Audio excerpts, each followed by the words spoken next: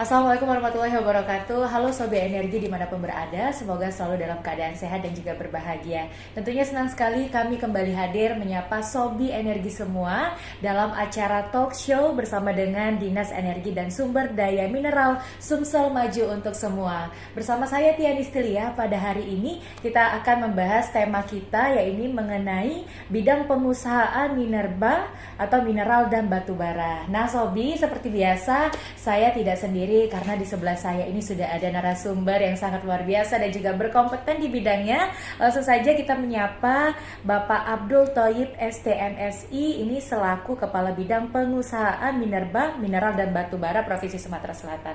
Selamat pagi Bapak. Selamat pagi. Apa kabarnya Bapak? Baik. Baik, sehat ya Pak ya? Alhamdulillah. Baik Bapak, ini langsung saja Bapak talk show kita mengenai bidang pengusahaan dan minerba. Mungkin Sobi Energi yang ada di rumah ini penasaran Bapak, apa sih Bapak, boleh dijelaskan apa itu pengusahaan mineral dan batu bara dan apa saja termasuk di dalam golongannya Bapak? Oke, baiklah. Pengusahaan mineral dan batu bara ini adalah seluruh tahapan atau sebagian dari kegiatan yang terdiri atas penyelidikan umum, eksplorasi, penambangan, konstruksi, dan pengangkutan penjualan serta kegiatan reklamasi dan pasca tambang. Sedangkan penggolongannya mineral dan batu bara itu digolongkan menjadi dua bagian. Yang pertama mineral, yang kedua batu bara. Nah, mineral kita golongkan lagi, ada mineral radioaktif, itu misalnya uranium, thorium. Kemudian ada mineral logam, emas, perak, besi, dan sebagainya. Kemudian ada mineral bukan logam seperti halit, gipsum, dan sebagainya. Ada mineral bukan logam jenis tertentu, misalnya intan, kemudian ametis, ruby, ada batu gamping, pasir kuarsa, dan clay, itu untuk industri semen. Oke, banyak ya Pak ya? Ya, ada juga batuan. Ini penggolongannya itu. Contoh batuan itu misalnya granit, andesit, dan sebagainya. Oke, banyak ya Pak ya, berarti ya mungkin sobat ini betul. juga penasaran Pak, karena masyarakat ini kan pada umumnya cuma taunya batu bara aja Pak. Ternyata setelah dijelaskan ini banyak sekali bagiannya ya Pak ya. Banyak sekali. Iya. Kalau untuk terkhusus di Provinsi Sumatera Selatan sendiri Bapak, minerba yang ada di Provinsi Sumatera Selatan itu ada apa saja Pak? Ya. Yang pertama batu bara. Batu bara ini kita mempunyai 43,8 miliar ton, atau terverifikasi 33,9 miliar ton. Ini merupakan sumber daya terbesar kedua di Indonesia setelah Kalimantan Timur, gitu Mbak. Sedangkan sumber daya yang lain ada emas, ada perak, biji besi, galena, kemudian ada juga mineral yang termasuk golongan mineral bukan logam dan batuan, misalnya pasir kuarsa, batu gamping, itu jumlahnya miliaran ton, sudah dimanfaatkan untuk industri semen di Ogan Komering Ulu. Kalau untuk di wilayah Sumatera Selatan sendiri Bapak, terkhusus di daerah mana saja yang memiliki potensi mineralnya yang tinggi Pak? Yang tinggi, oke. Minat baik. Untuk batu bara itu yang berkualitas tinggi dan terdapat dalam jumlah yang besar, sumber dayanya itu terdapat di Kabupaten Muara Enim dan Kabupaten Lahat. Sedangkan di kabupaten lainnya batu baranya berkualitas rendah. Nah, terdapat juga apa yang saya sebutkan tadi, misalnya batu gamping, itu jumlahnya miliaran ton, terdapat di Kabupaten Ogan Komering Ulu, Ogan Komering Ulu Selatan, dan Lahat. Sudah digunakan untuk bahan baku untuk industri semen. Oh, untuk industri semen ya Pak ya. Baik, selain untuk industri semen itu bahan-bahannya digunakan untuk apa saja Bapak yang minerba yang sudah Bapak jelaskan tadi? Oh ya, ada juga andesit, itu digunakan sebagai bahan bangunan. Kemudian ada pasir kuarsa di Oki, itu pasir kuarsa ini sebagai bahan untuk industri kaca. Kaca ya Pak ya. Untuk perkembangan dan pemanfaatannya sendiri di Provinsi Sumatera Selatan itu sudah sejauh mana Pak? Ya, oke. Selain yang saya sebutkan tadi, batu bara selain digunakan secara langsung untuk bahan bakar PLTU, juga direncanakan untuk dilakukan gasifikasi di mana dari batu bara kualitas rendah itu akan dimanfaatkan menjadi DME, dimethyl ether.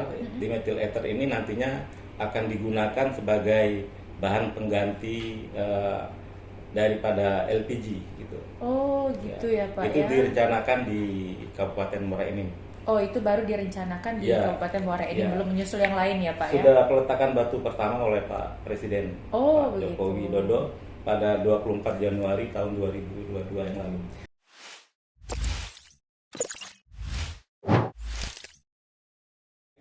Oke Sobat Energi, kembali lagi di talk show bersama dengan Dinas Energi dan Sumber Daya Mineral Provinsi Sumatera Selatan, Sumsel Maju untuk semua. Kembali lagi dengan Bapak Abdullah Thoyib. Pada hari ini kita akan membahas lebih banyak tentang pengusahaan minerba, mineral, dan batu bara.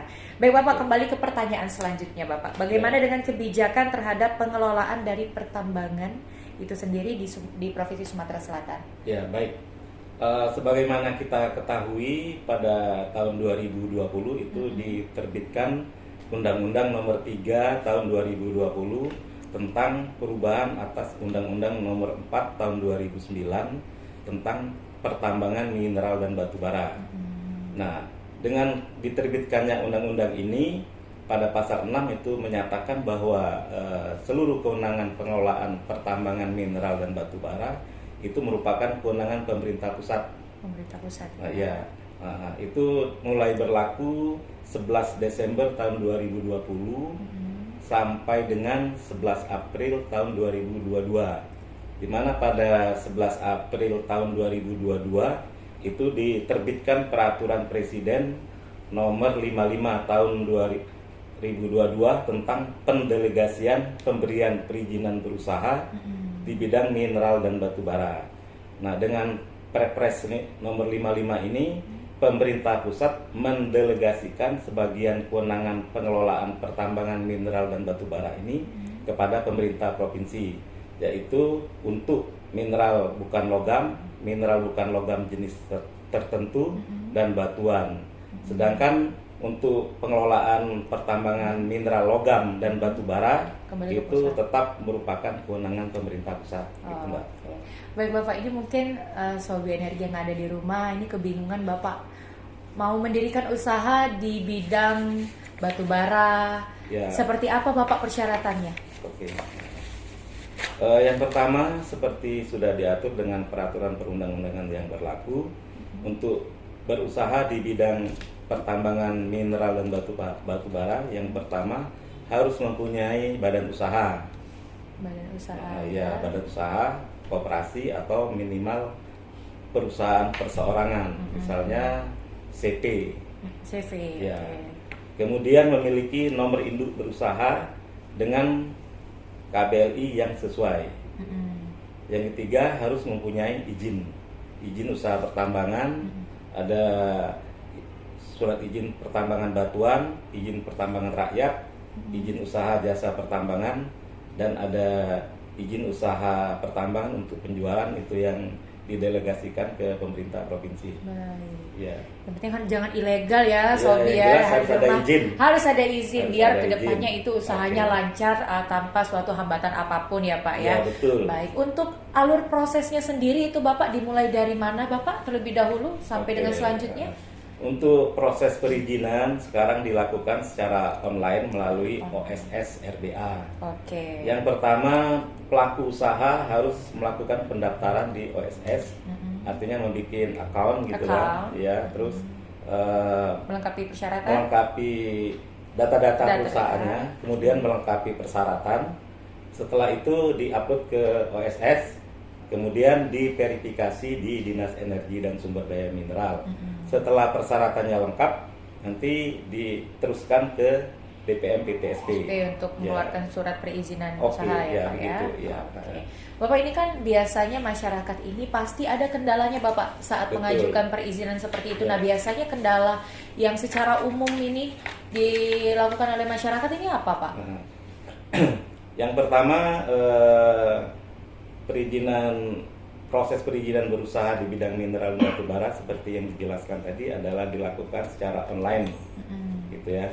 Nah, kendalanya Yang pertama, masyarakat sampai saat ini masih belum memahami proses secara online ini, sehingga timbul anggapan bahwa perizinan berusaha di bidang mineral dan batu bara ini rumit dan berbelit-belit, gitu ya. Nah, setelah perizinannya terbit, ada juga kendala, misalnya sebetulnya sebelum melakukan penambangan ada kewajiban-kewajiban yang harus dipenuhi, tetapi masyarakat setelah izin terbit langsung nambang. Oh iya, harus keluar dulu izin dari PT SPM tadi ya Pak ya? Iya. Terakhirnya kan? Iya. Baru bisa. Dan ada kewajiban-kewajiban lain yang harus dipenuhi sebelum melakukan penambangan. Harus ada verifikasi lah Pak ya dari Dinas ESDM Provinsi Sumatera Selatan. Baik. Bapak, apa saja sih catatan penting untuk pihak yang ingin membangun usaha di bidang pertambangan mineral? Yang bisa disampaikan Bapak. Bahwa berusaha di bidang mineral dan batu bara ini ada hal-hal yang penting yang harus diketahui. Yang pertama, berusaha di bidang pertambangan mineral dan batu bara ini harus menguasai teknologi yang tinggi. Yang kedua, memerlukan modal atau capital yang tinggi. Kemudian faktor risiko juga tinggi. Jadi pelaku usaha sebelum berusaha di bidang usaha pertambangan mineral dan batu bara harus siap mental dan siap modal. Betul. Dan siap menghadapi risiko. Iya. Gitu. Dan juga harus melengkapi persyaratan sampai dengan selesai baru boleh menambang ya Pak ya. Jangan baru masukin formulir ini langsung nambang karena kita harus diverifikasi dulu oleh pemerintah provinsi ya Pak ya. Iya, baik sobat di rumah, sobat energi, itu adalah pembahasan kita lebih banyak tentang pengusahaan minerba, mineral dan batu bara. Yang tadi memang kalau misalkan sobat energi yang ingin membuka usaha, Bapak harus melengkapi persyaratan, salah satunya harus membuat account di OSS RBA ya Pak ya. Iya, dan juga harus melengkapi persyaratan sampai dengan selesai baru boleh menambang ya Pak ya. Baik.